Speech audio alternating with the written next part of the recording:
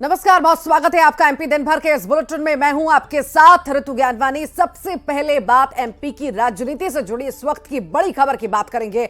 BJP CEC की बैठक अब खत्म हो चुकी है। जल्द प्रत्याशियों के नाम का ऐलान हो सकता है। बीजेपी सीईसी की बैठक खत्म हो चुकी है और ऐलान अब बहुत जल्द होगा। जल्द एमपी बीजेपी की लिस्ट जारी होगी। पीएम मोदी के साथ मंथन हुआ है दिग्गजों का। 92 सीट पर उम्मीदवारों के नाम फाइनल हो चुके हैं। जल्द अब प्रत्याशियों के नाम की घोषणा हो सकती है। दिल्ली में सीईसी की बैठक हुई है। पीएम मोदी, सीएम शिवराज शामिल हुए हैं। वीडी शर्मा, नरेंद्र सिंह तोमर भी शामिल हुए हैं। सीएम शिवराज भोपाल के लिए अब रवाना हो चुके हैं। यह बड़ी खबर इस वक्त आपको बता रहे हैं।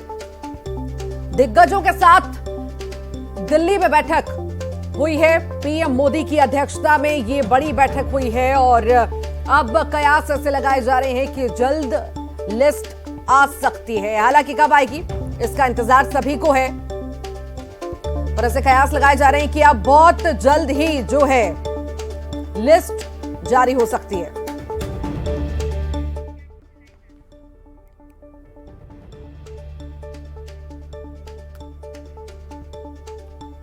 तो लिस्ट जल्द जारी हो सकती है। सीईसी की बैठक हुई है और कितनी खास, कितनी अहम ये बैठक रही। सहयोगी हमारे साथ अनुराग श्रीवास्तव भोपाल से लाइव जुड़ रहे हैं। अनुराग, सीईसी की बैठक खत्म हो चुकी है, कितनी खास रही, कितनी क्या इस बैठक को आखिर किस तरह से देखा जाए? क्या हम माने कि बहुत जल्द अब जो है प्रत्याशियों के नाम सामने आ सकते हैं? बिल्कुल, देखिए, कभी भी बीजेपी अपनी दूसरी सूची जारी कर सकती है और उसमें 94 के करीब 94 उम्मीदवारों के नाम का ऐलान हो सकता है। आज जो सीईसी की बैठक हुई है उसमें हर एक सीट पर, जो बाकी बची सीटें हैं उन पर सिंगल नाम तय करने को लेकर सहमति बन गई है। कुछ सीटों को लेकर जो सहमति नहीं बन पा रही थी उन पर भी एक राय बनाने की कोशिश की गई है। तो अब खबर इसी बात को लेकर निकल कर आ रही है कि जो प्रदेश इकाई के द्वारा नाम तय किए गए थे उसको पार्टी अध्यक्ष जेपी नड्डा और केंद्रीय मंत्री अमित शाह ने हरी झंडी दे दी। और यानी कि अब कभी भी बीजेपी उम्मीदवारों के नाम का ऐलान कर सकती है। 144 सीटों पर पार्टी पहले ही उम्मीदवारों के नाम का ऐलान कर चुकी है, लेकिन जो बाकी बची सीटें हैं उन पर भी अब पार्टी कभी भी सूची जारी कर सकती है। कोशिश इसी बात को लेकर है कि नामांकन की प्रक्रिया शुरू होने वाली है और इससे नॉमिनेशन फाइल करने से पहले ही सभी उम्मीदवारों के नाम का ऐलान कर दिया जाए। इसके अलावा एक और अहम बात जो बैठक से निकल कर आ रही है वो इस बात को लेकर है कि जो उम्मीदवारों के नाम के ऐलान के बाद यदि कहीं कोई बगावत होता है, कोई विरोध होता है तो उनके खिलाफ पार्टी अनुशासनात्मक कार्रवाई करने का काम करेगी, यानी कि उनके खिलाफ डंडा चलाया जाएगा। एक मैसेज पार्टी की तरफ से देने की कोशिश होगी कि यदि आप पार्टी लाइन के बाहर जाकर विरोध प्रदर्शन करते हैं तो आपको पार्टी से बाहर का रास्ता दिखा दिया जाएगा। इस बात को लेकर भी सहमति बनी है। इसके अलावा कोशिश इस बात को भी लेकर है कि जो पहली सूची के बाद जो बगावत देखने को मिली थी वो दूसरी सूची के बाद देखने को ना मिले, इसको लेकर समन्वय बनाने की जिम्मेदारी भी तय की गई है कि मुख्यमंत्री से लेकर केंद्रीय मंत्री नरेंद्र सिंह तोमर और प्रदेश अध्यक्ष वीडी शर्मा ये समन्वय बनाने का भी काम करेंगे ताकि किसी तरीके का गतिरोध दूसरी सूची के जारी होने के बाद सामने ना आए। जी ठीक, बहुत बहुत शुक्रिया अनुराग जानकारी को साझा करने के लिए। आगे बढ़ते हैं, बात करते हैं मोहल्ला मानपुर की, जहां पर भाजपा नेता की गोली मार करके हत्या की गई है। घर में घुसकर गोली मारी गई। अज्ञात लोगों के खिलाफ एफआईआर भी दर्ज हुई है। फिलहाल जांच में पुलिस जुटी हुई है। नक्सली घटना होने की आशंका जताई जा रही है। मामला मोहल्ला मानपुर जिले के औंधी थाना के सरखेड़ा गांव का बताया जा रहा है।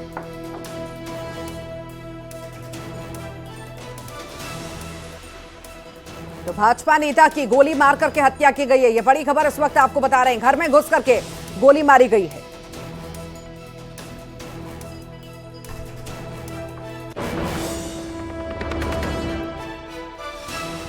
घर में घुसकर गोली मारी गई है। भाजपा नेता की गोली मारकर हत्या की गई है। हालांकि किन्हीं कारणों से और किसके द्वारा ये हमला किया गया, ये जांच का विषय है। फिलहाल शुरुआती जांच में जो है नक्सलियों पर आशंका जताई जा रही है। और ज्यादा जानकारी के लिए राकेश यादव हमारे साथ जुड़ गए हैं। राकेश, क्योंकि चुनाव नजदीक हैं और चुनाव नजदीक होने से पहले ये बड़ी घटना हो जाती है, बीजेपी नेता की हत्या हो जाती है। 2009 का मामला याद आ रहा है, तब भी चुनाव नजदीक थे और भाजपा नेता की हत्या हुई थी। क्या नक्सलियों की सक्रियता माने हम? जी ऋतु, निश्चित ही कह सकते हैं कि लगातार नक्सली अपनी उपस्थिति दर्ज कराने की कोशिश कर रहे हैं। वहीं दूसरी चीज आपको बताना चाहूंगा कि प्रथम दृष्टया अभी ये बात सामने आ रही है कि किसी अज्ञात लोगों ने इस घटना को अंजाम दिया है। पूरे मामले को लेकर जो पुलिस है वो पुष्टि नहीं कर रही है कि ये नक्सली घटना से मामला जुड़ा हुआ है, लेकिन घर में घुसकर इस घटना को अंजाम दिया गया है। ये बीजेपी नेता हैं जिनकी हत्या की गई है गोली मारकर। वहीं आपको बताना चाहूंगा कि अभी कुछ दिन पहले मानपुर में भी नक्सलियों के द्वारा बीजेपी नेता के घर के सामने पर्चे फेंके गए थे। उन्हें भी जान से मारने की धमकी दी गई थी, लेकिन उस घटना के एक हफ्ते बाद ये घटना सामने आई है जहां अज्ञात लोगों ने एक बीजेपी नेता के घर में घुसकर गोली मारकर हत्या कर दी है। बहरहाल देखना यह होगा कि यह जांच का विषय है और जांच के बाद ये स्पष्ट हो पाएगा कि ये घटना नक्सलियों ने अंजाम दिया है कि इस घटना के पीछे कोई और है। ठीक, बहुत बहुत शुक्रिया राकेश जानकारी को साझा करने के लिए।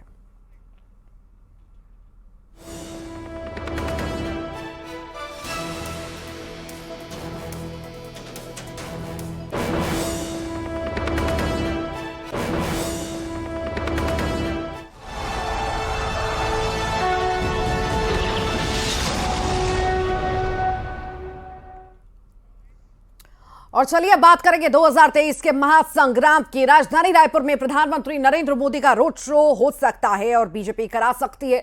इसके लिए लगातार संगठन और पार्टी स्तर पर बातचीत भी चल रही है। बीजेपी स्टार प्रचारकों में सबसे ऊपर पीएम मोदी का ही नाम है। प्रदेश बीजेपी चाहती है कि रोड शो से चुनावी फिजा का रंग बदल जाए और माहौल भाजपामय हो जाए।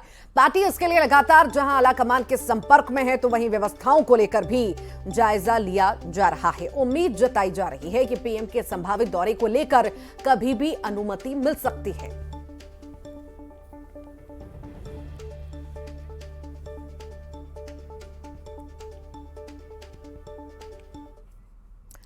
रायपुर पहुंचे केंद्रीय मंत्री अनुराग ठाकुर ने मीडिया से बातचीत की। उन्होंने कहा कि छत्तीसगढ़ में बीजेपी की हवा चल रही है। जनता को मोदी पर पूरा भरोसा है। केंद्र की सरकार गांव गरीबों और किसानों की सरकार है। हमारी योजनाओं का लाभ जनता को मिल रहा है। हम विकास पर चुनाव लड़ रहे हैं। वहीं छत्तीसगढ़ में भूपेश बघेल की सरकार भ्रष्टाचारी सरकार है। जनता परेशान है। एक बार छत्तीसगढ़ को कांग्रेस का एटीएम नहीं बनने देंगे। इस बार छत्तीसगढ़ में भारतीय जनता पार्टी के पक्ष में जो चुनावी माहौल बना है, उसके पीछे कारण है प्रधानमंत्री नरेंद्र मोदी जी ने जो छत्तीसगढ़ के विकास के लिए केंद्र की ओर से सहायता दी है। एक के बाद दूसरा बड़ा प्रोजेक्ट दिया है। यहाँ के किसानों के लिए 1 लाख करोड़ से ज्यादा धान की खरीद के लिए उपलब्ध करवाए हैं। ये खाऊ सरकार जो एक दिल्ली के अपने नेताओं के लिए एटीएम बन गई है। और यहाँ तो कहा जाता है छत्तीसगढ़ में भूपे करो, और ये भूपे करो का साफ मतलब है कि ऑल टाइम मनी अगर कांग्रेस को जाता है तो छत्तीसगढ़ से, वो यहाँ के भ्रष्टाचार से, चाहे वो खनन माफिया हो, शराब माफिया हो, तबादला माफिया हो, ये माफियों की सरकार से मुक्ति पाना चाहती है छत्तीसगढ़। कल बीजेपी ने छत्तीसगढ़ में अपने 40 स्टार प्रचारकों की लिस्ट जारी की थी। आज कांग्रेस ने अपने 40 स्टार प्रचारकों की लिस्ट जारी कर दी, जो प्रदेश की सत्ता पर दोबारा काबिज होने के लिए चुनाव प्रचार के मैदान में जोर आजमाएंगे। पार्टी ने जिन लोगों को प्रदेश में प्रचार के लिए स्टार प्रचारक का तमगा दिया है, उसमें सोनिया गांधी, राहुल गांधी, प्रियंका गांधी, मल्लिकार्जुन खड़गे, अधीर रंजन चौधरी, अजय माकन, बीवी श्रीनिवास, भूपेश बघेल, टीएस सिंहदेव, कर्नाटक के मुख्यमंत्री सिद्धारमैया शामिल हैं। इसके अलावा कुमारी शैलजा, सुखविंदर सिंह, दीपक बैज, राजीव शुक्ला, चरणदास महंत, ताम्रध्वज साहू, फूलो देवी, मोहन मरकाम, अलका लांबा, रंजीत रंजन, पीएल पुनिया, चरणदास, शरद पटनायक, सप्तगिरी शंकर उलाका, चंदन यादव, विजय जांगीर, राजेश तिवारी, अजय सिंह यादव, शिवाजी राव मोगो, इमरान प्रताप गढ़ी, राजेश लिलोथिया, शिव कुमार डहरिया, रविंद्र चौबे, अमरजीत भगत, प्रेमसाय सिंह टेकाम, नंद कुमार साय, शफी अहमद, नेटा डिसूजा और प्रदीप जैन आदित्य छत्तीसगढ़ के विधानसभा चुनाव में पार्टी के प्रचार की कमान संभालेंगे।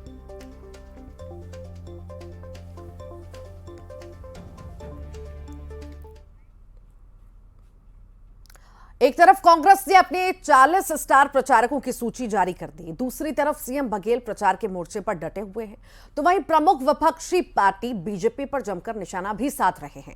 सीएम बघेल ने बताया कि पहले चरण के तकरीबन आधे प्रत्याशियों के नामांकन में वो शामिल रहे, तो वहीं मुख्यमंत्री ने कहा कि छत्तीसगढ़ में कांग्रेस के पक्ष में हवा चल रही है। इस मौके पर सीएम बघेल ने छत्तीसगढ़ बीजेपी प्रदेश प्रभारी ओम माथुर पर कटाक्ष किया। उन्होंने कहा कि आजकल माथुर साहब नहीं दिखाई दे रहे, दूसरा चरण आते आते वो भी बदल जाएंगे। इसके अलावा बघेल ने एक बार फिर नगरनार स्टील प्लांट के मुद्दे पर केंद्र की बीजेपी सरकार पर सवाल उठाए।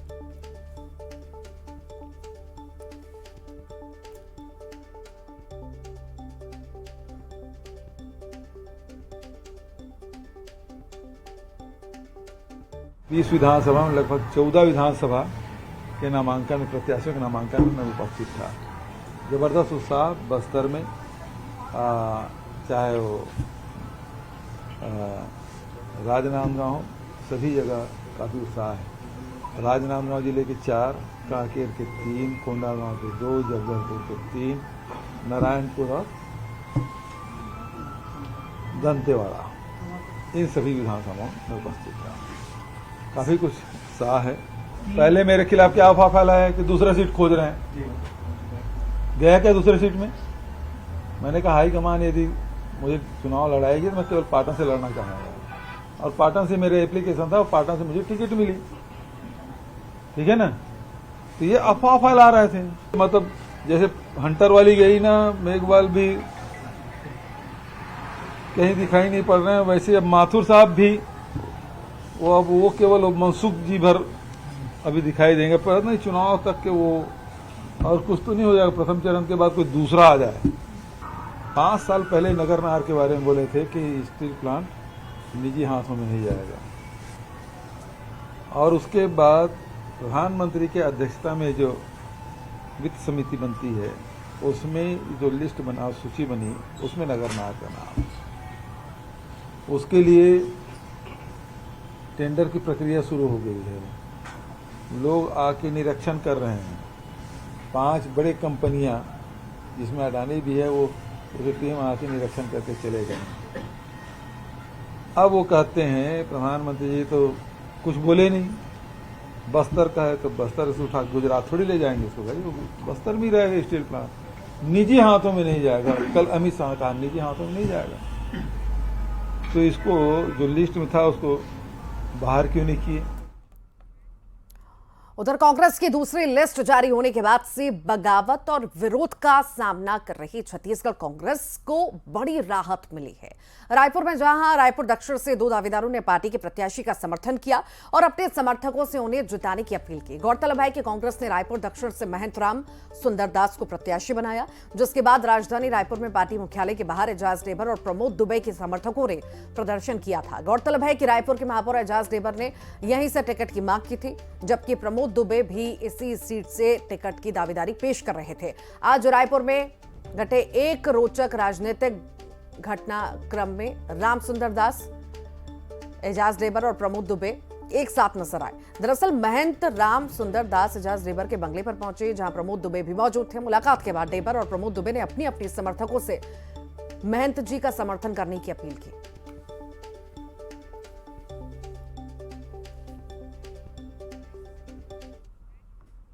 रायपुर दक्षिण सीट पर कांग्रेस में विरोध भले ही थम गया हो, लेकिन जांजगीर चांपा जिले के पामगढ़ विधानसभा सीट को लेकर बवाल जारी है। इसी कड़ी में आज पामगढ़ से प्रत्याशी शेषराज राजवंश को टिकट दिए जाने का विरोध रायपुर में राजीव भवन पर किया गया। पार्टी के स्थानीय कार्यकर्ता प्रत्याशी बदलने की मांग कर रहे हैं और इसको लेकर विरोध प्रदर्शनों का दौर भी शुरू हो चुका है।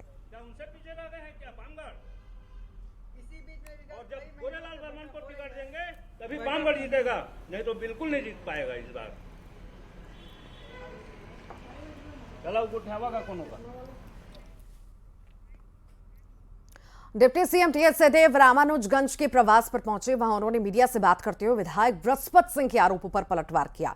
चुनाव की तैयारी 2 दिन में नहीं हो जाती, प्रत्याशी चयनित करने के लिए कई दौर का सर्वे किया जाता है। तो वहीं डिप्टी सीएम टीएस सिंहदेव ने बगैर नाम लेते हुए नसीहत देते हुए कहा कि पार्टी से जिनके जुड़े रहने की भावना है, उन्हें पार्टी आलाकमान का निर्णय मानना चाहिए।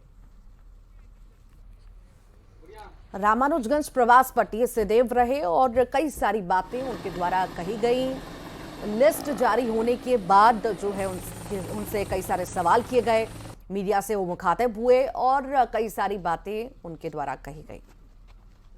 उन्होंने कहा प्रत्याशी चयनित करने के लिए सर्वे हुआ था, उसी के आधार पर सभी को टिकट मिला है और जो अपने हैं उन्हें नाराजगी नहीं दिखाना चाहिए और भी कई सारी बातें उनके द्वारा कही गई।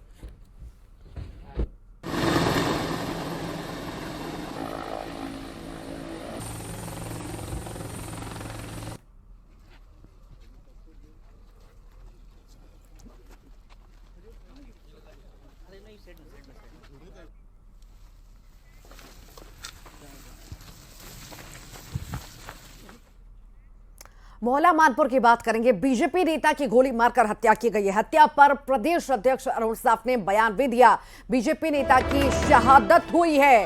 बिरजू तारंग की जो हत्या हुई है यह भी टारगेट किलिंग है। टारगेट किलिंग कर डराने का प्रयास हो रहा है। घर में घुसकर बीजेपी नेता की हत्या हुई और इस पर अरुण साफ ने बयान दिया है। उन्होंने कहा कि शहादत हुई है बीजेपी नेता की। बिरजू तारंग की जो हत्या हुई है वो साजिश के तहत हुई है। टारगेट किलिंग का डराने का प्रयास जो है किया जा रहा है। अरुण साफ ने यह बड़ा बयान दिया है बीजेपी की हत्या पर। बता दें घर में घुसकर बीजेपी नेता की हत्या की गई, उस पर अरुण साफ का बयान आया। आखिर क्या कुछ उन्होंने कहा, आइए आपको सुनवाते हैं। भारतीय जनता पार्टी के कार्यकर्ता की शहादत हुई है। मोहल्ला मानपुर चौकी में बिरजू तारम की जो हत्या हुई है यह भी टारगेट किलिंग है।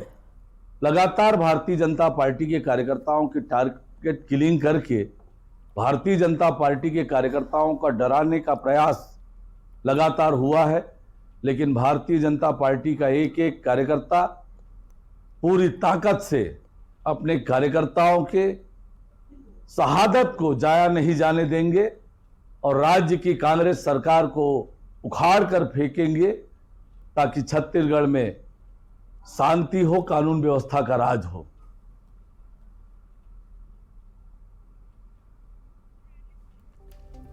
तो बीजेपी नेता की हत्या हुई है, घर में घुसकर गोली मारी गई है और आशंका ये जताई जा रही थी कि नक्सलियों द्वारा ये साजिश की गई है। हालांकि इस पर अभी तक कोई आधिकारिक बयान नहीं आया, पुष्टि नहीं हुई है।